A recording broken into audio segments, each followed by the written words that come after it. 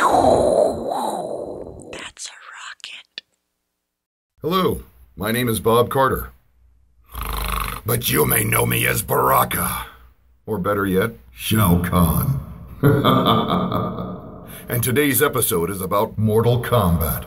Now watch this bean dip explain it all, while I devise another way to conquer Earthrealm.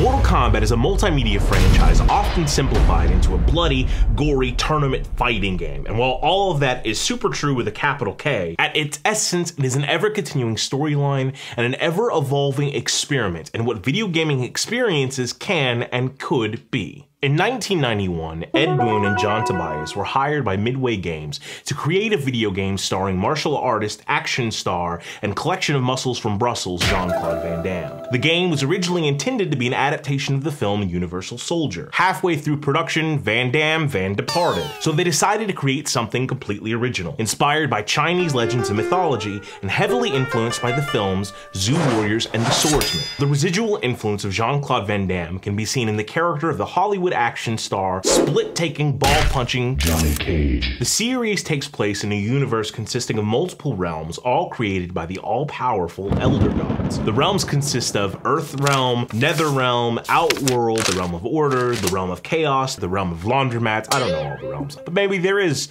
a Realm of Laundromats where people fight for the best dryer. This guy from this realm has to beat this guy from this realm 10 times, and then this realm can take over that realm. Because, you know, arbitrary rules are fun. Shang Tsung, the shape-shifting sorcerer, has been banished from his homeland of Outworld to Earth. His four-armed giant minion Goro, who is created for the game using stop-motion animation, has beaten Earthrealm in the past 9 Mortal Kombats. This is the 10th tournament. In the original game, there are 7 selectable characters. Over the course of the series, that number would grow to 74 original characters and 15 downloadable characters from other universes, including Batman, God of War's Kratos, and Freddy Krueger. The original characters for the first game were created through a process known as digitized sprites. The process involved filming actual actors, models, martial artists, bodybuilders, and even Playboy models doing the classic Mortal Kombat moves. These videotapes were then put into a computer and rendered for the video game. A technique known as palette swapping was often used. This is when you film a character, change the color of their costume, new character. If you were a ninja,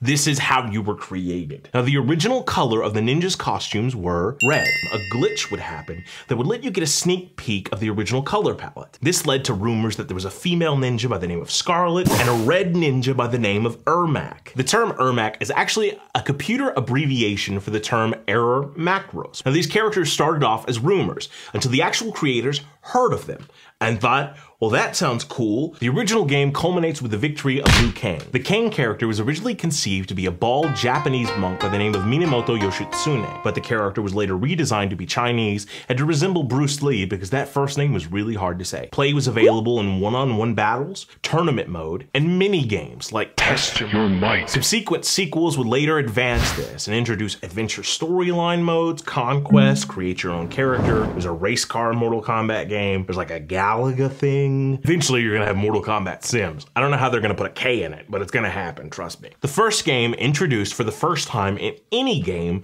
the notion of juggling an opponent. This happens when you hit an opponent up into the air and you just keep them there, punching them a lot. And it was also the first time in any video game in history that you could perform a special move with just the use of a joystick. The fatalities are often bloody and gory ways to end a match.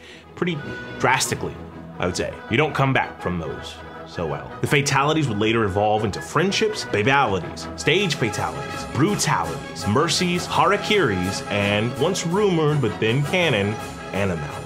Mortal Kombat, the album, was a techno soundtrack created by Lords of Acid members Praga Khan and Oliver Adams under the moniker The Immortals and released in 1994. To this day, it is the #1 selling video game soundtrack of all time. The direct sequel, Mortal Kombat 2, became the #1 selling video game of all time at that point. It even outsold every single Hollywood film of that year, including The Lion King. The franchise went on to produce a total of 10 fighting games, 3 action-adventure games that served as prequels, and a buttload of like repackaged, this version's now Ultimate, here's the gold version, here's an arcade I have them all. Mortal Kombat 9, the first game produced by Earthrealm Studios, begins with the ending of Mortal Kombat 7, as all of the bad guys attain this godlike power and are gonna destroy the world. Raiden, in a last-ditch effort to save all of us, goes all X-Men Days of Future Past Kitty Pryde on us and sends his consciousness back to the first game. Part 9 is a retelling of 1 through 3 with just different outcomes. Mortal Kombat X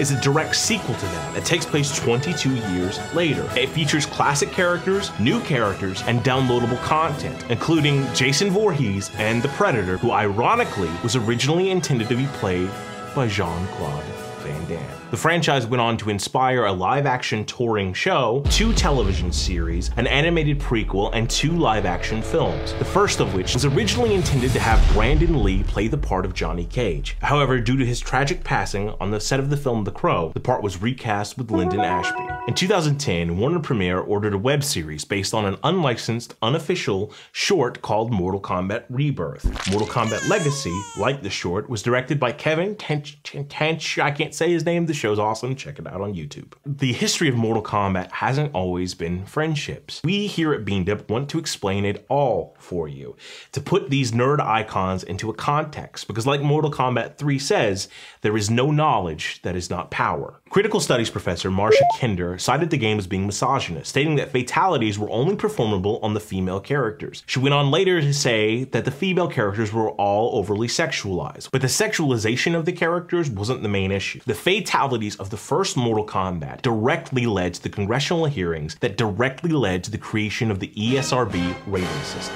Yet this decision is perhaps more important than anyone could have ever foreseen. The case of Mortal Kombat resulted in the creation of a new counterculture, and that culture is known as gamer culture. In 2014, an illegal street drug was given the name Mortal Kombat because it caused so many fatalities. And there have been 2 different criminal cases referred to as the Mortal Kombat murders, both involving the death of children. Every single school shooting, every single child-on-child homicide, and every single massive violent act perpetrated by a person under the age of 30 since 1995 has partially been blamed on video games. Though video games have far since surpassed the level of violence seen in Mortal Kombat, and restriction labels are promptly placed on game cartridges, the question still arises: does violence in entertainment cause violence in real life? And when the Supreme Court was approached with the idea of banning violence in video games, they sided with Mortal Kombat, stating Mortal Kombat is an iconic game,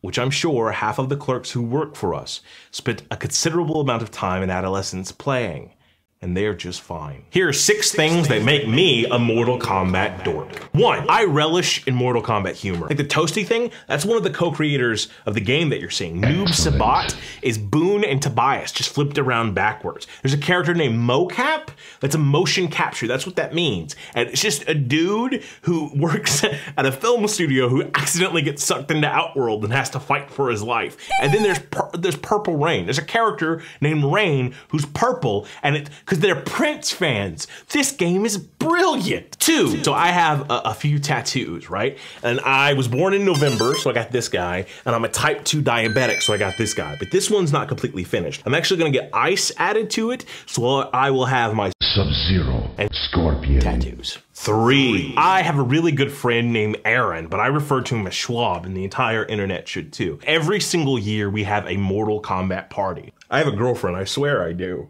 4. When I was in high school, me and my friend Daniel Houston did a live-action Mortal Kombat performance, and I played Sub-Zero and he played Scorpion, and it ended with me like throwing the fake ice on him. There was nothing there, it was just a spotlight hit him and turned blue, and he just froze for a second, and the curtains closed, and I made a loud Jason David Frank hi-ya noise, and I just shattered ice with red food coloring and threw it out from beneath the curtain. 5, once in New York City, I went to a party and had adult fun time with a lady dressed as Katana. Toasty! And that was pretty flawless. 6. I spent a lot of time in Mexico, and it was because this girl broke my heart. I mean, not like a literal fatality, but more like I'm gonna listen to The Cure daily. I'm walking around this Pulga, which is like a flea market. I see this particular Xbox controller that she had wanted. I call her internationally to see if she still wants it. And she answers the phone briefly, but then lets me go because she's going off to do something else with some other guy. And the guy working the flea market asked me in Spanish if I want that or if I would like to see something else. And he just happens to show me this Mortal Kombat t-shirt.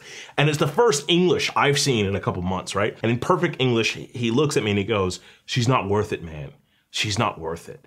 And then just holds the shirt up to me and says, "Finish him." It's rumored that an upcoming Mortal Kombat feature film reboot is in the works, and Ed Boon hopes that one day we will see the Mortal Kombat Street Fighter crossover we've all been wanting. Thanks for watching. Now be gone, while I devise another way to return to Outworld. Flawless victory. Hey! Hey!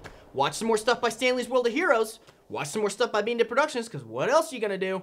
Sit there, do nothing? That's what I thought.